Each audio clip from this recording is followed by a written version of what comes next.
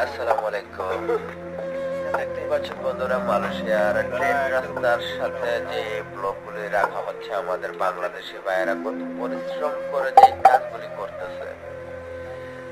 তো পুরো রৌদ্রের মধ্যে থেকে কিন্তু এই কাজগুলি করা লাগে, কিন্তু কোনো ছায়া নাই, গাছগাছরা আছে কিন্তু একটু দূরে দূরে। তো দেখতেই পাচ্ছেন আসলে দূরে কখন যাওয়া যায়, যখন লাঞ্চের টাইম হয় বা একটু রেস্টের টাইম দেয় তখন, আর না হয় কিন্তু যাওয়া যায় না।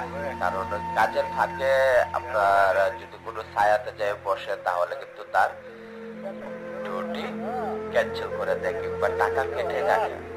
তো তাই পুরো রৌদ্রের মধ্যে থেকে কিন্তু এত পরিশ্রমের কাজটা করা লাগে। এই মালয়েশিয়াতে এসে যে মানুষ কত কষ্টতে আছে আর কত পরিশ্রম করতেছে, বা না খেয়ে আছে, জঙ্গলে কোবাচ্ছে।